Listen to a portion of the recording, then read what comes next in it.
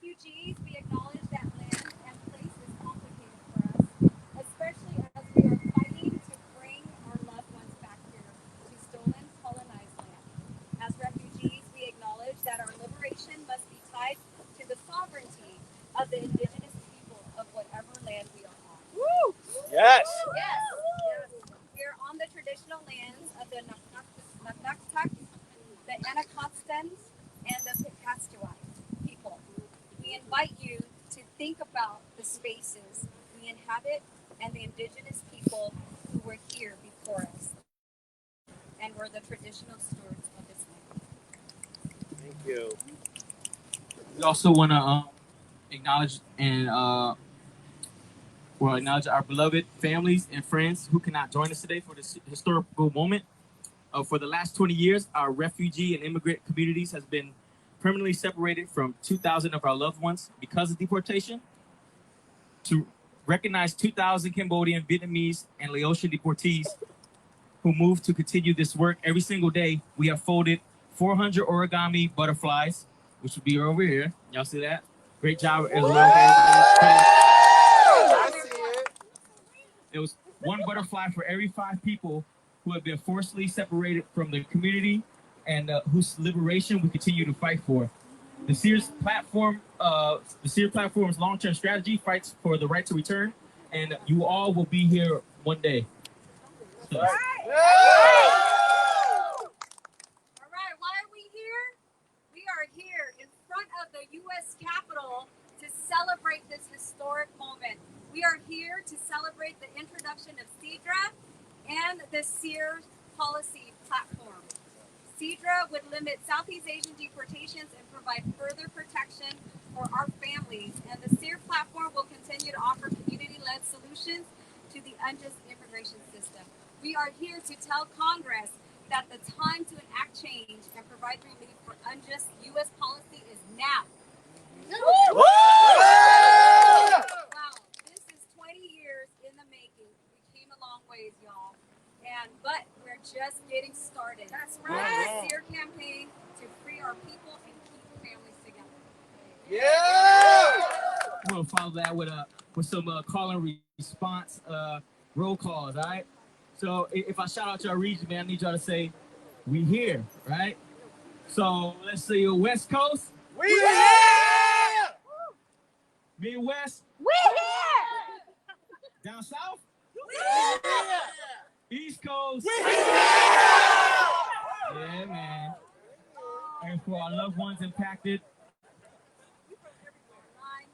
Yeah, on the folks online, if you can't be here and you're present watching us, shout out to y'all. And All right, we here. yeah, we where? We here. Everywhere. Me outside. So, okay. So coming up to share a spoken word piece from APSC and SEARR is Bun.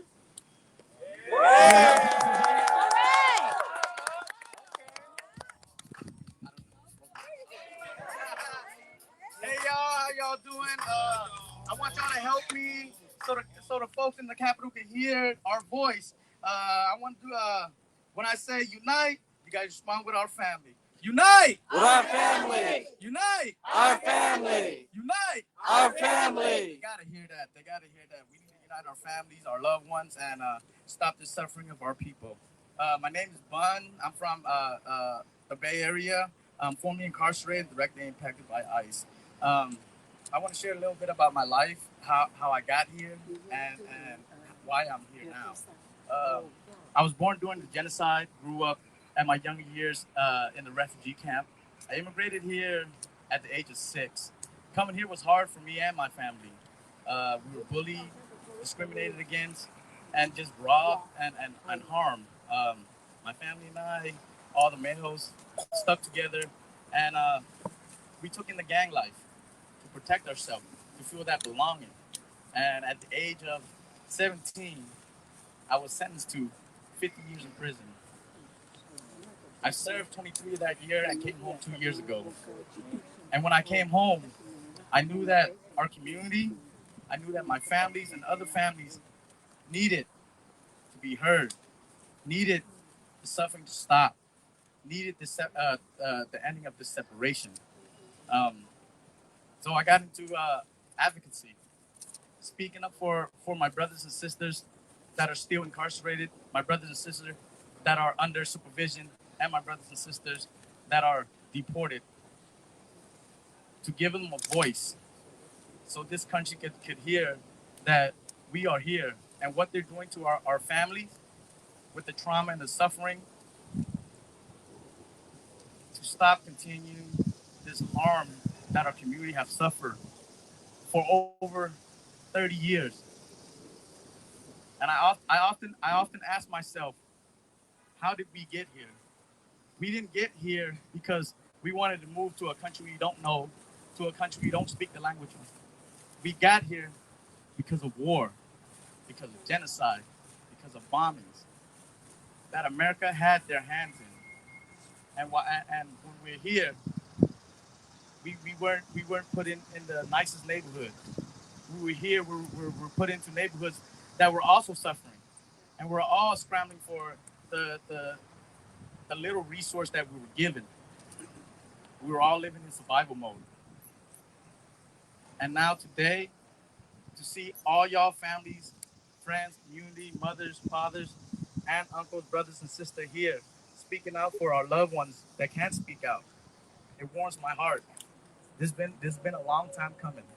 Of my 23 years incarcerated, this is what I dream of. This is what I wanted to see.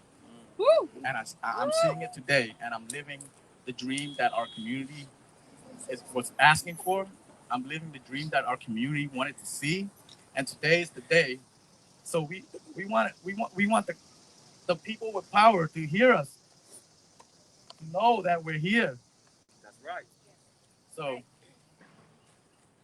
thank y'all for being here, and I appreciate every one of you. A little bit of what we've been doing in the West Coast of California. We tried our best for 2 years. Since I've been home for 2 years, we tried our best to pass a bill called the Vision Act to stop direct transfer of our folks, so our folks would come home to be with their family after 2-3 decades incarceration, after changing their life, uh, so they could fight the deportation with community, not locked up in a cell alone and 300-400 miles away from the people that they love. Uh, but because of how they see us as a number, we fought hard, but it wasn't passed. But we won't quit. We won't quit. We're going back up, and we'll continue fighting and speaking up for our community members.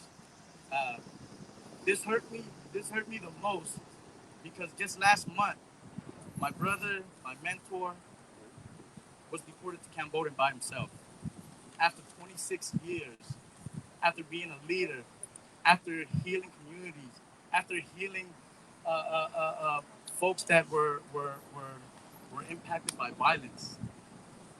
They did not see the humanity. They saw that child that committed an offense when he was young, and they never saw the man that he became, and they deported him. And what hurt me the most was his 90-year-old father and his 80-year-old mother in wheelchair asking our government, please keep my son with me. And they didn't hear him. And that's what hurt me so much, that I appreciate y'all for standing up, speaking out, and letting people in power know that our community is still suffering. And it's not suffering by war, and it's not suffering by any other means other than a system that doesn't recognize us as human beings. And I want to end this with another call. So could y'all just give me everything you got so they can hear us? Keep our families together. Keep our families together. Keep our families together. Keep our families together. Thank y'all. I appreciate y'all.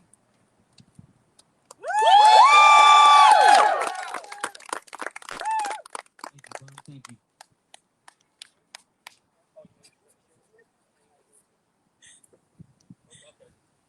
So I was supposed to actually introduce Bun Tai, but I just saw Bun and went with Bun. My bad. So next, I'd like to introduce Bun Tai from Cage, and he'll be doing a spoken word piece. Seattle, Washington. Of his property, we're damn good too. Okay. All right. That was Bun's song, right? I know. There's the other one, so I have to play this one. It worked. Up with liberation. Down with deportation. Up with liberation. Down with deportation. Yeah, I just want to see if y'all are awake. Let's give a round of applause to all the speakers that we had today, all the organizers out here. I know y'all been putting a lot on the line. I'm blessed to be with y'all. Like you said, my name is Tai. I'm from Seattle. I'm with Cage. I got invited up here to share a piece. And I wrote this piece originally as a tanka. And then I added a bunch of stuff after or before it. So it ends with a tanka. But when I wrote this piece, I was really thinking a lot about class in the Khmer community. So in Washington State, I don't know if you know, but Boeing is in Washington State. And a lot of people that work for Boeing, like as machinists or on the assembly line, you can make like good money if you get in as a union, they take care of you, etc. You can make six figures, just even not graduating from high school. So a lot of times in the community, when folks get a job there, it's, things change, and it's almost like if you made it to Boeing, you made it, right? So I was kind of just exploring that, and I was also exploring kind of the irony of Southeast Asians, Khmer people working at Boeing, because it was Boeing Boeing airplanes that carpet bombed Southeast Asia. So I grew up in a neighborhood called South Park, and it's in a valley where Seattle's only river is, called the Duwamish Valley, and that's where Boeing started on this along this river, which is like the backbone of the industry in Seattle. So this piece is called Operation Menu. Where do you work? You say Boeing with a softened tone that makes the syllables pliable to stretching, like the cheese in your fried mozzarella sticks. Khmer people wear Boeing like a badge of honor, as if given the graveyard shift on a 787 MAX line was like being given a hall pass to skip classes and trade food stamps for Olive Garden. Khmer refugees step off of Boeing jets at SeaTac Airport as part of the largest refugee resettlement program in United States history by the stroke of President Carter's pen. One of the local enclaves that sprang up was in White Center, where Khmer refugees settled in King County's Park Lake homes. Housing that had been torn down and repurposed for World War II dwellings built to house Boeing workers that built machines of war along the Duwamish River. When Khmer families could afford to leave Park Lake homes, many settled in nearby South Park, a neighborhood in the Duwamish Valley that shares a river with Boeing Plant 2, a river in which Khmer people fish for salmon to make the traditional amok. But the origins of that Thanksgiving didn't begin there. On 18 March 1969, 48 Boeing B-52 Stratofortress bombers arrived over base area 353, the Fishhook region of eastern Cambodia, to deliver 2,900 tons of leftovers from a Pentagon planning session at which the bombing run was devised, named Operation Breakfast. In his diary on 17 March 1969, Nixon's chief of staff, H.R. Haldeman, wrote, "Historic day. Kissinger's Operation Breakfast finally came off at 2 p.m. our time. Kissinger, really excited, as is the president. The people loved the food so much, in Nixon's terms, that he continued to give. 5 more meals were greenlit. Lunch, base area 609. Snack, base area 351. Dinner, base area 352. Supper, base area 740. Dessert, base area 350. The inundating amount of food began a domino effect of destabilization that would soon result in the death of millions, in a genocide and displacement of even more. From homes to labor camps, from labor camps to refugee camps, and eventually into the former homes of the people who built the B-52 Stratofortress bombers. On 15th April 1952, on the clear and sunny Tuesday, the YB-52, a prototype of what eventually would be the B-52 Stratofortress bomber, rolled out of Plant 2 on its maiden flight. Between 1952 to 1962, 744 of those bombers were assembled, and many would see the skies over Laos, Vietnam, and Cambodia, setting into motion the massive movement and upheaval of millions. And now, many of those that were showered by the bombers and their descendants now work in various Boeing plants across the Salish Sea region. Kent, Renton, Seattle, Everett. Dear Mr. Nixon, your leftover ordinance, 2.7 million. We still eat in anguish in bowls of craters left behind. Thank you.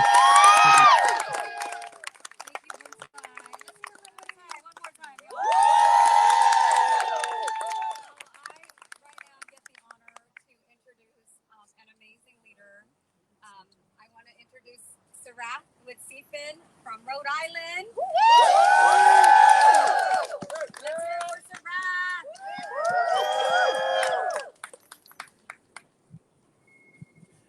Hi, everybody.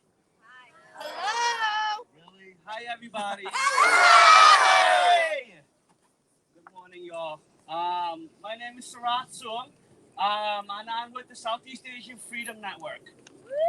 I'm with the Southeast Asian Freedom Network. My family is from Battambang, Cambodia. I was born in the Khao Dang refugee camp. I was raised in Revere, Massachusetts. I was raised in Revere, Massachusetts, but I grew up and I now live in Providence, Rhode Island. And here I am today in DC with all of you as we continue our fight to liberate our people. I believe that we can win. And I believe that we will win. That's right. We didn't ask to be refugees. Deportation continues the cycle of displacement and family separation of our people. Before we arrived in the U.S., Southeast Asians experienced massive violence by the U.S. military in Cambodia and Laos and Vietnam. As a result of the war in Vietnam, the Khmer Rouge genocide in Cambodia, and the mass carpet bombing of Laos, Southeast Asian refugees were forced to flee our homes and seek refuge in countries like the U.S. We are here because the U.S. was there. We were brought here as part of the largest refugee resettlement in U.S. history. They promised to stabilize our communities, our families, but instead they abandoned us. We were resettled in under-resourced neighborhoods with failing schools, with racial profiling, over-policing, and mass incarceration through the school to prison to deportation pipeline. It was tough. It was hard to grow up as a first-generation Southeast Asian refugee kid in this country. But we tried our best to survive. And now today, almost 50 years later, about 17,000 Southeast Asian community members have final orders of removal. Almost 2,000 have been deported back to a country where we fled as little kids. And as anyone, as you all know, as anyone who've ever met Southeast Asians, we know that we're fighters, right? We know that we are fighters. Yes. When the crisis of deportation began in the Cambodian community 20 years ago, we rose up in defense. We said enough is enough. We cannot continue to be displaced by governments and systems that treat us as disposable, by governments and systems who treat us as if we don't have families, as if we don't belong in our communities. As the first wave of folks were deported to Cambodia in 2002, the first wave of organizers began to build a movement. Southeast Asian Freedom Network came together in 2002 to create a united front against the deportation of Cambodian Americans. After 2 decades, we have grown into a national movement family of local organizations who do the incredible work of moving, of mobilizing our communities against deportation and towards abolition. SEARR is queer, SEARR is trans, SEARR is femme, SEARR is woman-led. We build our movement and we do our work because we believe and we know that deportation and abolition is a queer and gender justice issue. That even though most of the people with deportation orders are cis men, it is the femme and the QT folks who pick up the pieces in our families, in our communities, in our organizations, and emotional labor and the organizing work to defend all of us. For 20 years, we took to the streets. For 20 years, we came to DC, like today. And trust us, this is not our first time, nor will it be our last time here. We appealed to the United Nations. We went to negotiate with the governments in Cambodia and the governments in Southeast Asia. We tried so many different strategies. But as we learned time and time again, this system is perfectly designed to do what it does best. It is designed to exclude rather than include. It is designed to punish rather than support. It is designed to deport rather than unite. But still, as we all know, Southeast Asians are fighters. We are fighters and we will continue to fight. For the past 2 years, SEARR worked with our member organizations and campaign partners to envision what a North Star could look like for our movement to end deportation. And while we continue to do the daily, on-the-ground deportation defense work in our communities and families, we need a path forward that will unite all of us, that will inspire all of us. And after 20 years, we developed the Southeast Asian Relief and Responsibility Platform. 20 years, we developed the SEARR platform. SEARR is a national policy platform that demands that the U.S. takes responsibility for the violence it inflicted on us. Our demand is rooted in the U.S. military's intervention in Southeast Asia and the failures of the refugee resettlement program. SEARR calls for the U.S. to address these harms, including the end of detention and deportation. And we aim to win these demands to free and heal our people by 2025, on the 50th anniversary of the wars in Southeast Asia.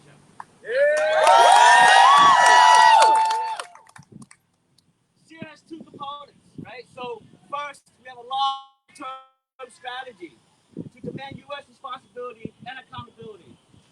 And second, a bill to bring immediate relief for Southeast Asians and families facing deportation.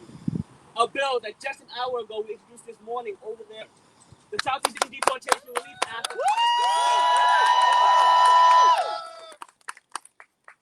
Today is a historic moment for our people and for our movement. I believe that our families will be reunited. I believe that our communities will heal.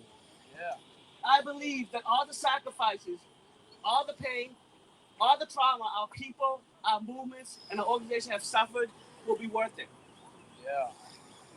Because I believe that we can win. And I believe that we will win. Yo,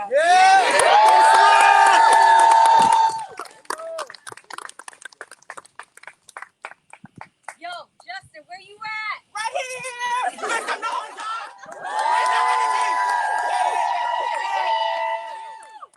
Everywhere we go, people want to know who we are. Oh, we tell them we are the mighty people, fighting for justice and liberation. Everywhere we go, people want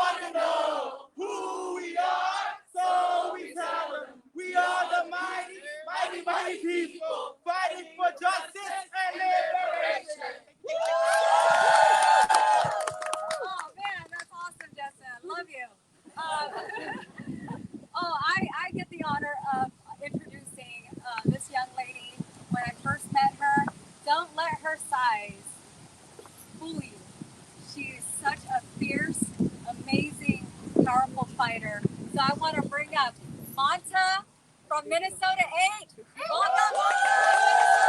Okay.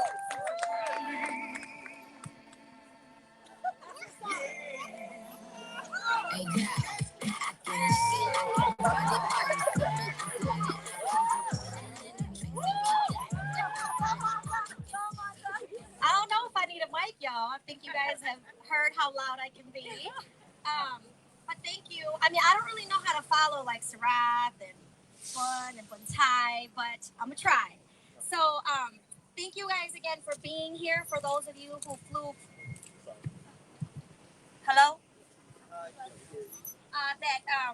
that were able to come, and those of you who are watching us online. What a historical moment for us, right, y'all? Like, I mean, we just had a press conference over there a little over an hour ago where the SEARR bill was just introduced by our legislators and heard from amazing speakers. So my name is Manta Chum. I'm the executive director and co-founder of Minnesota 8, formerly known as the Release Minnesota 8 campaign. Just like the others, I was born in a refugee camp in Thailand, in Khao Yai, and our families came to the U.S. in July 19th, 1984. Sorry, I've done this so much and I still get choked up. Love you. Got it. When our families came to the U.S., we went through the entry point in San Francisco. And, you know, after the genocide and the war, I was placed in the inner city, grew up on the west side of St. Paul, where I did so much of what everybody else did. We grew up where we were bullied. We lived in poverty. We were over-policed. I had to translate for my parents all of my life until they passed away. And it just was a lot. When our families came in July, as most of us here know, because of the bombs, when we came in July, there was so many fireworks, and just seeing the trauma of my mother hiding under a table, and they never were able to get past that, and just living with that pain until she left us. Release Minnesota 8, we came out of crisis. It began as a grassroots campaign that led to 8 Cambodian Minnesotans being picked up by ICE to be deported to a country that most of them have never even set foot on. One of those individuals was my brother, my baby brother Shorty, and our loved ones came together to rally for their freedom. Shorty committed a crime, but he is not defined by the conviction or the crime that he committed. And because we all know how messed up our systems are, this is why this moment is so historical for us, to see all the folks who have been paving the way for us, and now we get to come together and introduce this bill. Most of the folks in the Midwest were shook when the raids started happening. We didn't know what to do. All of us had never organized before. We grew through our active participation with the Southeast Asian Freedom Network and other Southeast Asian organizers who have been doing this work for decades. I didn't even know the impacts that deportation would have on my family or on us until it happened to my family. Again, what a historical moment we are here today. During our fight, we would reach out to anyone that would be willing to listen to us. We got so many no's from our elected officials, from legislators, from attorneys, from community members, even business owners. But we got a yes, and we continued to keep fighting. Through our resilience and determination, we were able to get 3 of the original 8 released. Unfortunately, 5 of them were deported. One of those individuals released was my brother, and in this last year, we were able to get him naturalized. Minnesota 8 as an organization has become a national model for effective family advocacy, and we've built partnerships with folks like CFIN and SEARR and work that's with the work that supports impacted individuals and their families. We continue to empower people to use their voice to build collective power, and we work with those who have been deported. We are all here. We must remember that we are all here because America was there. We are in the United States because American military violence in Southeast Asia. We were displaced from our homes only to continue to be displaced again and again after attempting to create a life in the U.S. The displacement that we face over and over is violent in and of itself. We need roots to make a life. ICE needs to stop deportations of Southeast Asian Americans. Deportations are tearing our families apart.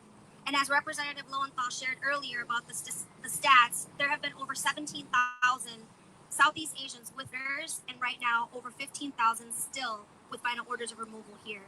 And to date, over 2,000 Southeast Asian Americans have been deported from the United States, including more than 1,000 Cambodians since 1998. In Minnesota, as of 2021, there has been an estimated 878 people who are Southeast Asian with final orders of removal. When someone is facing detention and deportation, it is not only them that are impacted. I mean, look at all of us. Those families that are impacted are also indirectly impacted. Hundreds of us are indirectly impacted by the one person. I've seen firsthand how deportation has an impact on its family and community and in the Midwest. When the Southeast Asian Deportation Relief Act, SEARR, passes, our families and communities can breathe a little bit better. We can live without fear. Thank you all for coming here today. For those joining us live stream, for defending our families. I believe that together we will win and we will free our people. Thank you.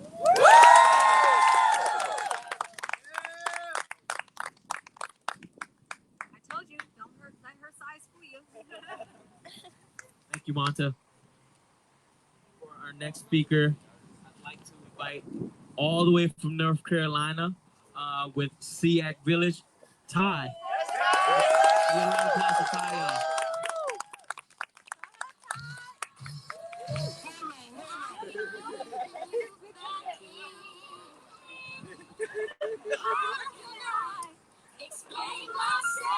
It's Drake.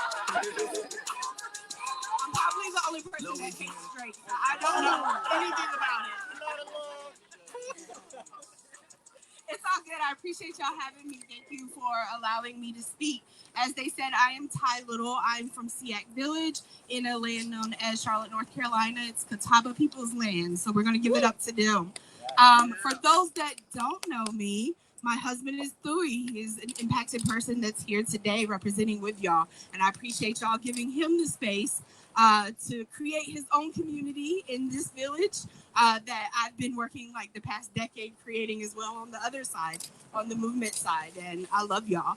For those that are not here with us today due to incarceration, deportation, or just because you can't be, we see you. We love you. We are here for you. We are a community. So a little over 2 years ago, some of y'all met me here in DC so that we could chant down Babylon at ICE headquarters, so that we could tell Tony Pham that he wasn't family because he was being a puppet for this capitalistic, colonizing white supremacist system. How do you criminalize your own people? How do you dehumanize your own people to be able to incarcerate and deport them? So we chanted down, not just in front of ICE, but also at his home. That fam, you're not family, right? And as a result, we got charges for that. So a few months later, we had to show up here again to be able to go to courthouses. And for all of you that showed up with us, we came stronger, we came bigger, we came larger, just to let them know that this is what community looks like. And so with that, I'm going to give y'all the chant. This is what community looks like. This is what community looks like. This is what community looks like. This is what community looks like. And it is. We are here from all over this nation that we call the United States of America to be able to show up for our communities, for our people, for our loved ones, for those that can't. And we're going to keep showing up and keep showing up. We're here because they were there, right? We're here. What this bill does is allows them to be able to atone for their sins. That will never truly happen, but it's a starting point, right? We show up, we do marches, we do chants, we show up for one another in our communities. But as we say in the South, there's more than one way to skin a cat. So this is another way that we are trying to skin that cat, that we are going to get our families reunited. We have somebody here with us today that was able to return. So our right to return, this fight that we've been fighting for decades, is not in vain. When we can show up like this together and be together, this is what community looks like.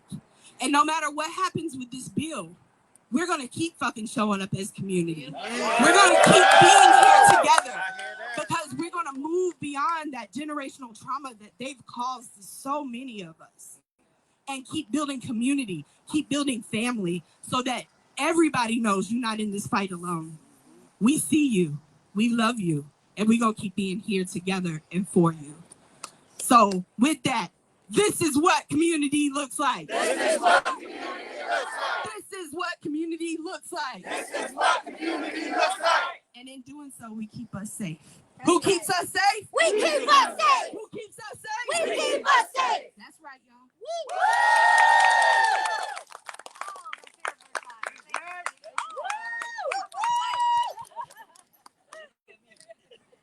Oh man, thank you, Ty. Thank you. That was powerful. Next, I also get the privilege of introducing a fellow Washingtonian. I want to call up Bunty.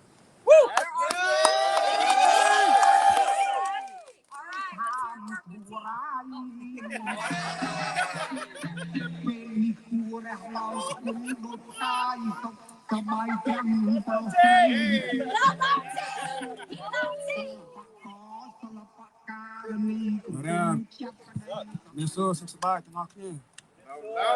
let's hear it for Bunty.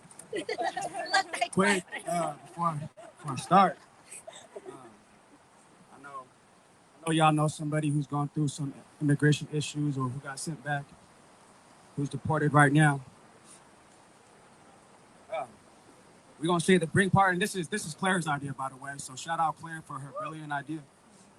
We're gonna say bring, and you're gonna say whoever's going through that issue with immigration, whatever's happening with them, and then we all gonna say home. So on the count of three, who's ever on your heart, who's ever dealing with that, go ahead and say their name, but we're gonna start with bring. 1, 2, 3. Bring Paul Chan home. Cambodia, home. One more time, we're gonna do that one more time. So I'm gonna say Paul Chan. You guys gonna say whoever's on your mind, whoever you know is going through. You can say Bon Cobb's name. You can say any of the impacted leaders' name. Anybody who's going through issues. We're gonna do that one more time. Bring Paul Chan home. Thank you guys. Someone hold that up for him. Thank you. Go.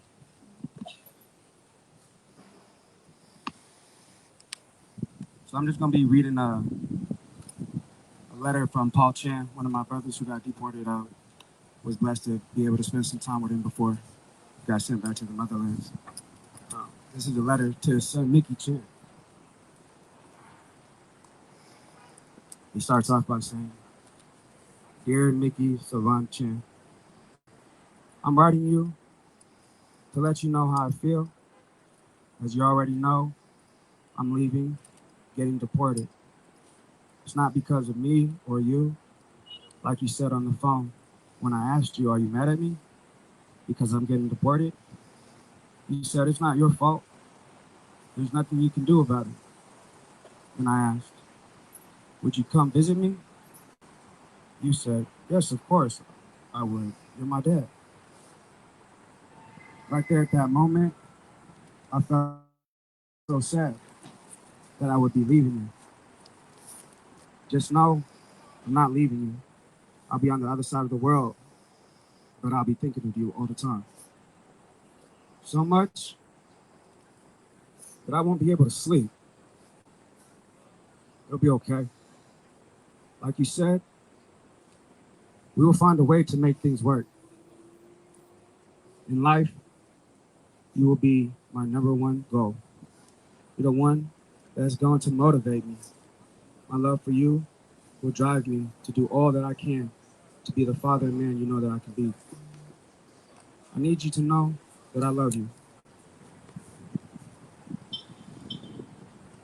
I miss you. You're my everything. Always will be. You'll always be my son. I'm so proud of you. Talk to you soon. Real soon. Love that.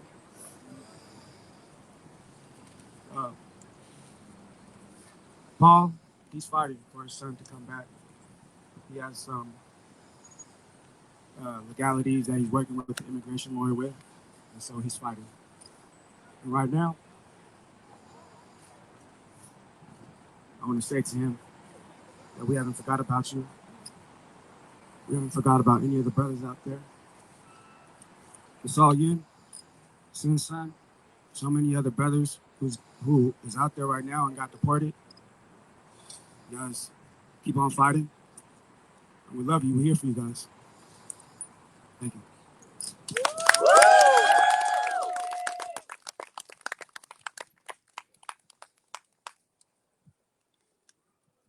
All right, Justin, where are you at?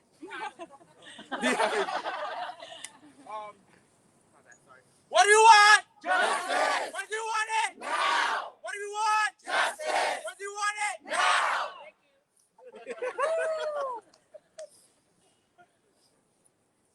Yeah, that was. Whew.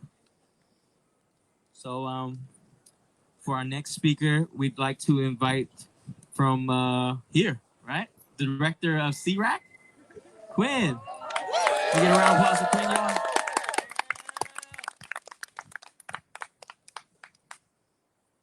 Good morning. Thank you all so much, and big love and big thank you to CFEN for your fierce leadership in introducing this bill and for bringing us all together here together in community today. And so many of y'all have already said this, but today is a historic day. Yes. And we are here. And it wouldn't be possible without all of you and all of us working together to fight for our right to family, to fight for our right to heal, for our over 15,000 Southeast Asian American community members with final orders of removal. Because when our communities are under attack, what do we do? Fight back. When our communities are under attack, what do we do? Fight back! And that's what we're doing, is fighting back. We're fighting back against deportation. We're fighting for our families through a bill that, for the first time in our community's history, drives home common sense, common community-driven solutions. It tells our unique American story of the largest refugee community ever resettled in America. Make some noise if you're a refugee, if you're the child of a refugee, or if you're an ally to our community. This is our bill. And today, this community of refugees introduces a bill that demands American responsibility for the American policies and politics that created the trauma that we've experienced as survivors of war, survivors of genocide, of displacement, poverty, and racism here in the U.S. Today, this community of refugees introduces a bill that's centered on the lived experiences of our community members who lived decades-long trauma in limbo, fear, and survival by restoring our right to family, our right to work, and our right to peace. So today, here in D.C. and our nation's capital, we continue our ancestors' legacy of fighting for freedom. Just a year ago, my dad passed, my warrior for unconditional love. Before he passed, he heard my name on a Vietnamese YouTube news show talking about deportation. And when he asked me if there was any bill that could stop families from being deported, like my cousin Duong, who he sponsored over as a teenager, I said no. And he said, keep trying, keep working. It's not fair for these families.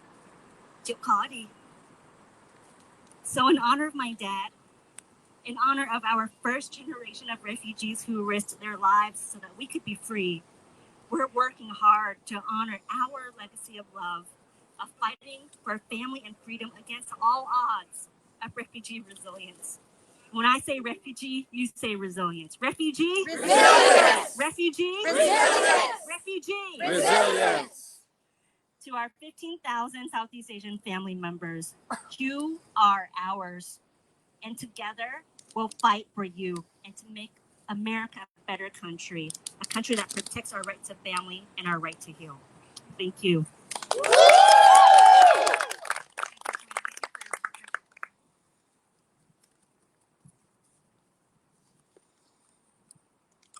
Okay, thank you, Quinn. For our next speakers, from NWF, AO, and Legacies of War, can we share lots of love with these coordinators of Our SEARR coordinators. Yeah.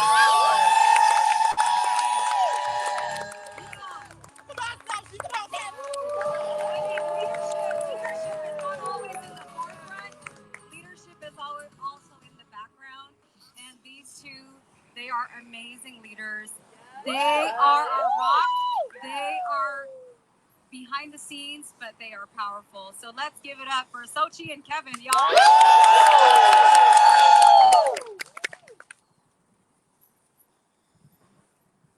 Everybody, can you hear me?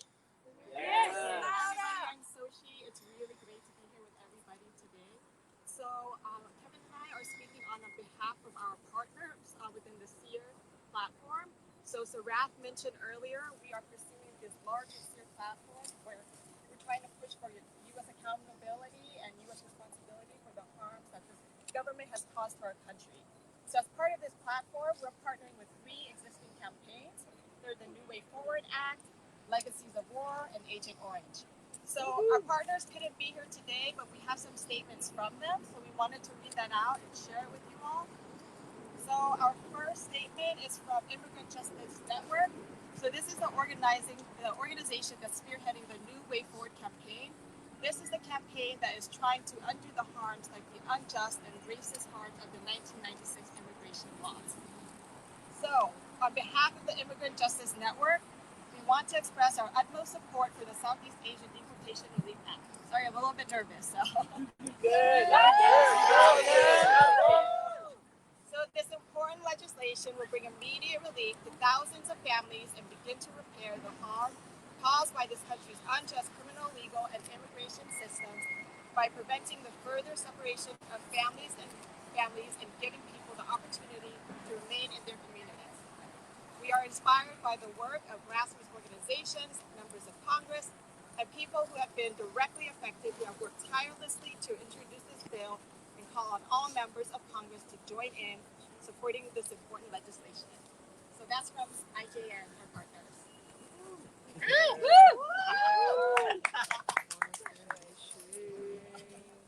so our next message is from the Agent Orange campaign. So this campaign has been around. Oh, sorry. So our next message is from the Agent Orange campaign. So Agent Orange, this campaign has been around for decades, and they're calling for the U.S. to take responsibilities for the harms caused by the mass use of like Agent Orange, which is this really dangerous toxin that was dropped throughout Southeast Asia, including Vietnam and Laos and Cambodia. So the Vietnam Agent Orange Relief and Responsibility Campaign supports the important initiatives for justice and peace undertaken by the Southeast Asian Relief and Responsibility Campaign, which are highlighted by this action today. It has been 47 years since U.S. wars in Southeast Asia ended, but the consequences of these wars continue to this day in people's bodies and in the lands of Cambodia, Laos, and Vietnam. The consequences continue for those who fled the aftermath of the wars, coming to the U.S. to find new lives. The U.S. government bears responsibility for those seriously harmed by its wars. Unexploded bombs hidden in the soil regularly killed and maimed children and their parents in Laos, Vietnam, and Cambodia. The U.S. government must meet its responsibilities to remove all of the ordnance it left behind from the wars, as well as assisting the victims of those explosions. The deadly chemical dioxin in Agent Orange results in ecocide and deaths, cancers, and horrific birth defects in Vietnam, Cambodia, and Laos, as well as for Southeast Asians who came to the U.S. and U.S. veterans and their families. The U.S. government must provide healthcare and rehabilitation for those whose lives have been ruined by Agent Orange, as well as cleaning up the toxic hotspots and providing medical care to those Southeast Asians and children of U.S. veterans impacted by dioxin. The impact of the U.S. wars doesn't end with the direct consequences of these weapons of war. It continues with those whom the U.S. war has displaced. Sorry, everybody. A little nerve-wracking. You're doing good! The impact of the U.S. wars doesn't end with the direct consequences of those weapons of war. It continues with those whom the U.S. war has displaced from their countries of origin, only to now displace them once again by deporting them back to countries the U.S. waged wars against. This is a double injustice which must be stopped. Those deported must be welcomed back to the U.S. as part of a process of healing the wounds of war, and deportation from the U.S. should stop.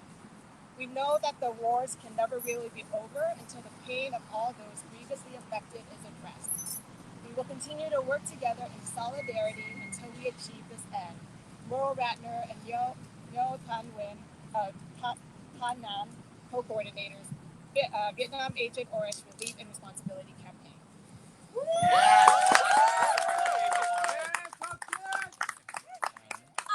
Quinn, you did great. Thanks, Sochi. So I'm gonna read the next statement that is from Legacies of War. So Legacies of War is an organization that has been doing a lot of advocacy work to try to remove the unexploded ordnance and bombs that were dropped during the war in Southeast Asia, in particular in Laos, but really also addressing the unexploded ordnance in Laos, Cambodia, and Vietnam. And we know that to this day, what happened 45 years ago, the bombs still exist and are impacting those countries now and impacting folks' livelihood. So I'm going to read the statement and their support around the SEARR platform. From 1964 to 1973, the U.S. dropped more than 2.5 million tons of ordnance on Laos during 580,000 bombing missions. That is equal to a plane load of bombs every 8 minutes, 24 hours a day, for 9 years, making Laos the most heavily bombed country per capita in history. The wounds of war are not only felt in Laos, but also in Cambodia and Vietnam. When the Americans withdrew from Southeast Asia in the 70s, hundreds of thousands of refugees fled the country, and many of them ultimately resettled in the United States. The families that were displaced from their homes had no choice. Even after 50 years since resettlement, refugee communities in the U.S. from Southeast Asia still do not have choice and voice when it comes to facing deportation. We cannot continue to perpetuate violence against refugee communities. Instead, it is our moral responsibility to help them heal from the wounds they carry. There are still many wounds in our communities that remain unhealed. As Americans, we have the responsibility to acknowledge the contributions of refugees and recognize that families continue to be divided and displaced due to deportations. In our collective effort, Legacies of War supports this policy platform that serves the specific needs of Southeast Asian refugees and will keep families together. We work in solidarity with our partners because we are committed to building awareness and educating the American public about the ongoing trauma and fear that communities still face today because of war and violence. Southeast Asian communities still suffer from these deadly legacies of war, and engaging with these refugee populations to expand the scope of our collective work is critical to building out a full view of the impacts of conflict on these communities and to help heal the wounds of war for future generations. And this is from Alina Intali, the Chief of Staff at Legacies of War. So I think, we wanted to say that because, just an hour ago, we did the press conference, historical moment, introducing a bill where we can explicitly see ourselves in bill language, in policy that was really from us. Yes! And that is a really historical moment, right? Yes. To actually have it from the ground. These are our ideas. These are what we need for our communities, and turning that into legislation. So I think part of that is around this demand around ending deportation. That's right! But to Sarat's point, for this campaign, we see it not just around deportations. We see it as a multi-year campaign. This is a starting point to not just address the deportations that have been happening 20 years ago, but really to address the trauma from 40, 45 years ago, 50 years in 2025. And part of this is that, all of us, the narrative, what we've been saying is that we are here because the U.S. was there. And what has happened is that the U.S. has forgotten about our history and the ways in which we ended up here because of it. And so part of this platform is really pushing over the next few years and working with these different coalitions and organizations that are aligned to really uplift around our experiences and what we know is unjust. That's right! To really shift the narrative. And so we just want to share that this moment is part of a larger movement that we're trying to build leading up to 2025. Woo! Yeah.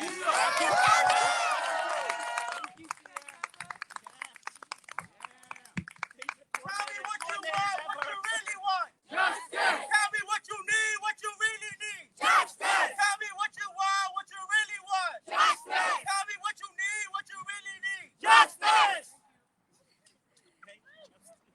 Kevin and Sochi. I also get the privilege of introducing an amazing lady. When I heard her story, I couldn't help but just feel so inspired by her strength and her resiliency. And so I want to bring up Sophia. Where are you at? She's impacted person.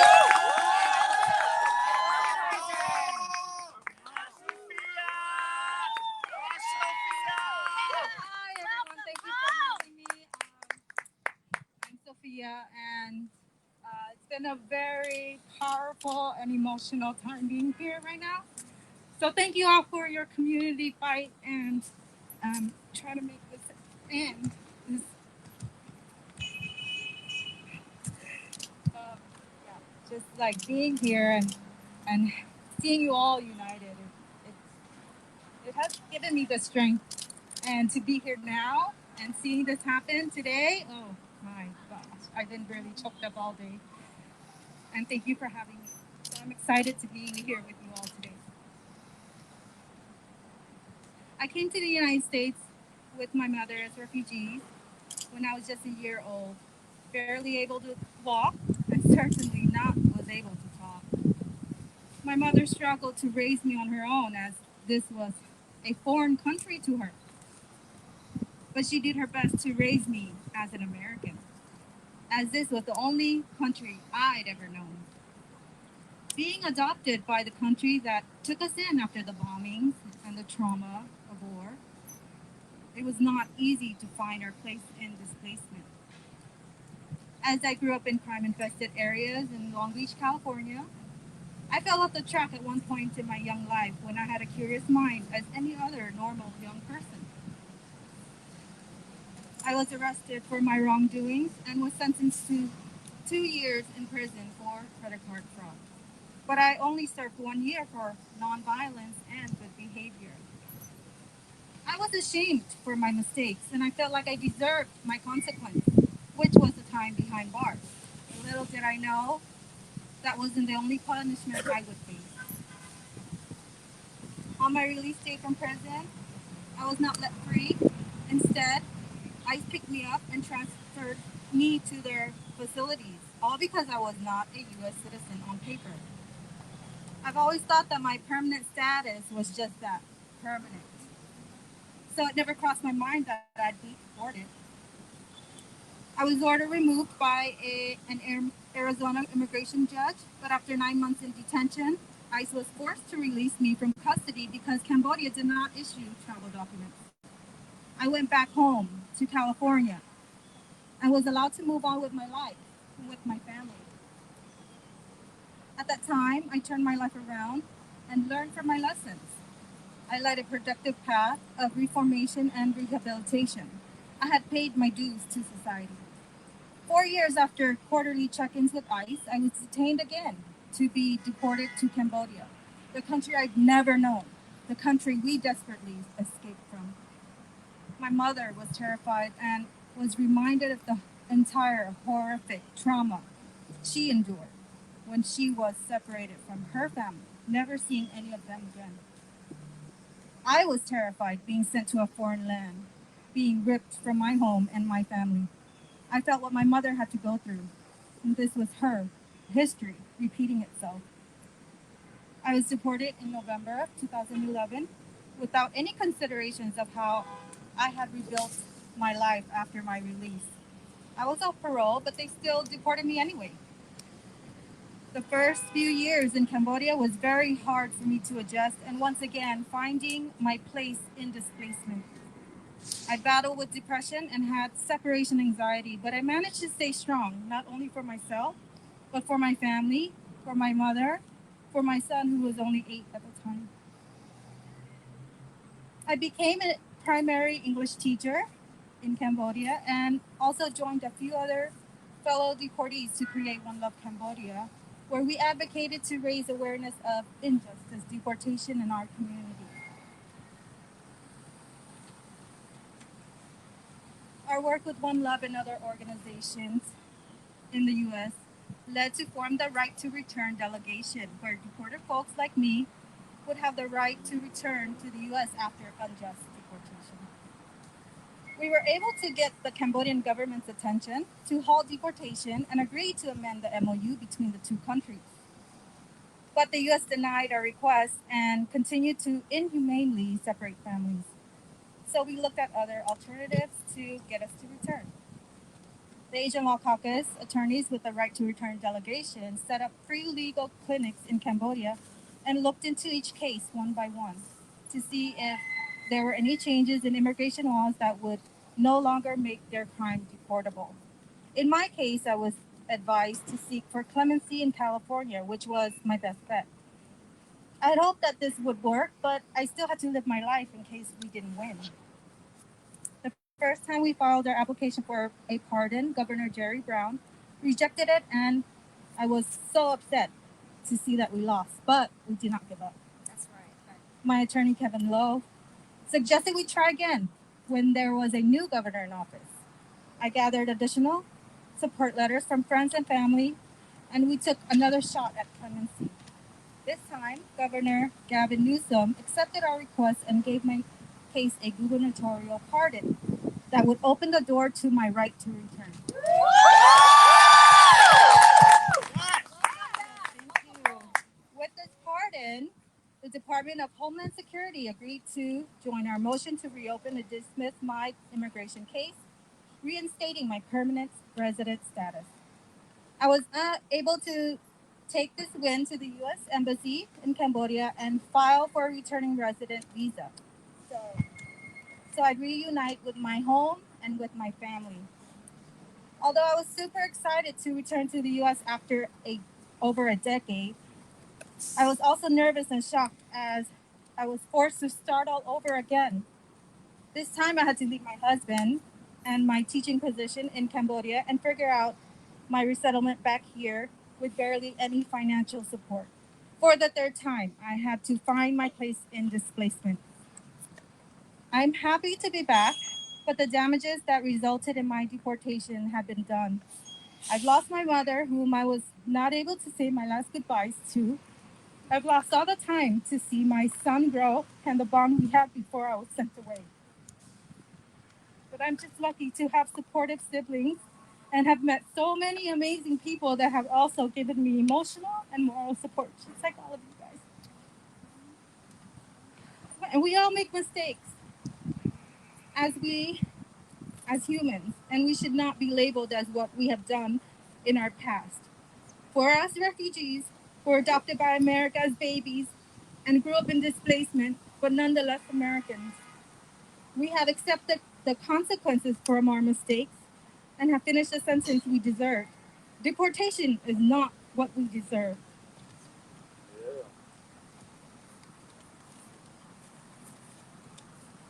This Southeast Asian Relief and Responsibility Platform bill will end the cycles of trauma and despair of family separations within our community and give our people a sense of peace and relief. This will end the double punishment and put a rest to this insane school to prison to deportation pipeline. I want to thank everyone here and every supporter all around the world for your ongoing fight to help others understand our plight in the Southeast Asian community and to understand why deportation is inhumane. Our resilience is what we have shown throughout our history and continue to endure. So we shall not give up until there is real justice, until we have true freedom and healing physically, emotionally, mentally, and spiritually. And thank you all for your time and understanding. So let's end deportation and keep families together.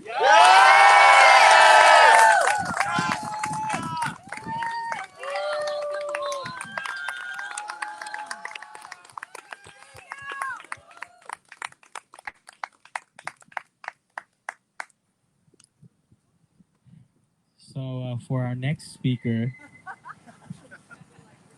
yes, the amazing Nancy. She's the campaign director at CFIN and director of Viet League. Yes, Yeah. Nancy. All right, I'm gonna bring it home. So this really is for all the folks that are listening in from around the country. What is it going to take to win? So we here, like we said, there's 140 organizations that have signed on. Amazing. Yes. We have almost 20 electeds that have signed on. Great, right? Okay, we need 200 of them.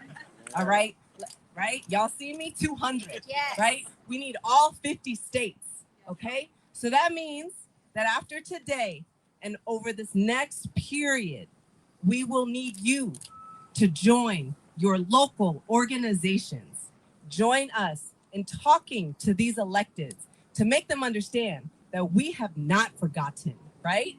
That we have not forgotten why we are here, what is owed to us, what is owed to not just our people here, but our people there. Because those people are still there, right? So we need folks to join organization. We need folks to work with us.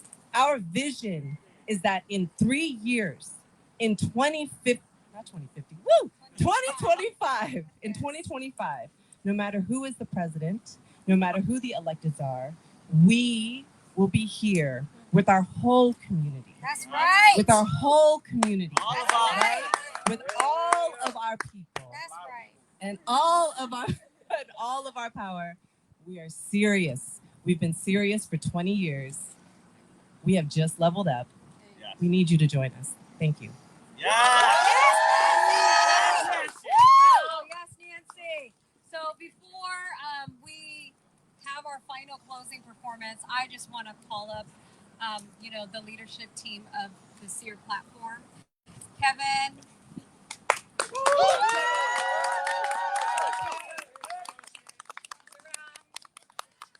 Nancy.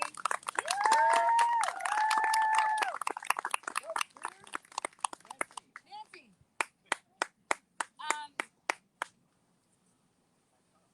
Charles. All right, y'all. Just one more time, please give it up for our leadership team. Thank you, everyone that's here, and thank you all of you all online. Thank you. So let's join in. Oh boy, you ready? All right, oh boy is gonna bring it home for us. So let's hear for oh boy, guys. He's gonna bring it home.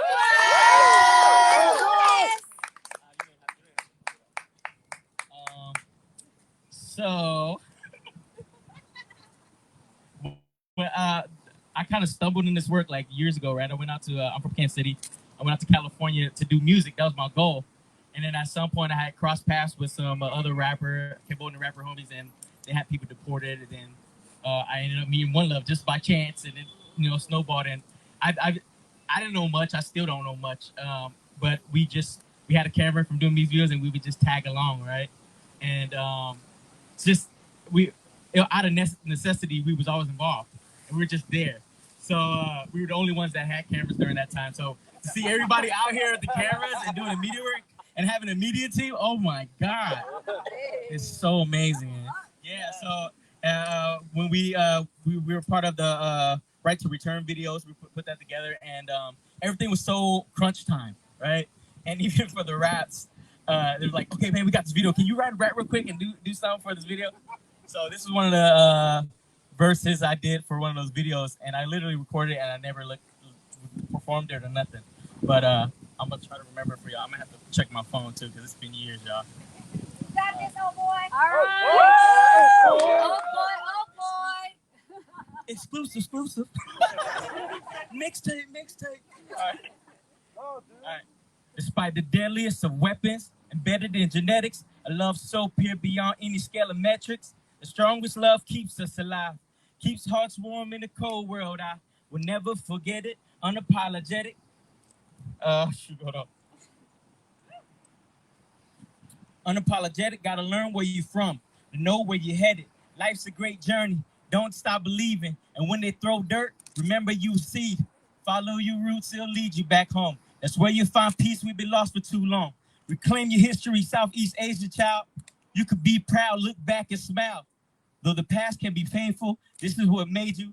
The way that the world couldn't break you, no matter how long it takes you. Enjoy every step of the road. Embrace the ugly, the beauty, every story you told.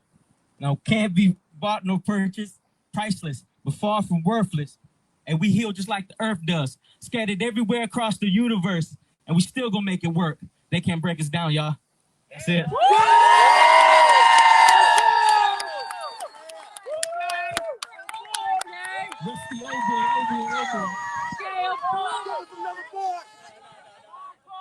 For y'all, man. That's it. Okay, talking shit. Well, thank you, everyone. Thank you, everyone, for being here. Thank you all online. This completes our rally today, and Did we want to do one more picture, or was what we took earlier cool? Okay. okay, all right. So please meet us. Head over to Site 15 for lunch, and we'll see y'all. And here's Kevin. Okay, Thank so you, Savon. thank Thank you, MC.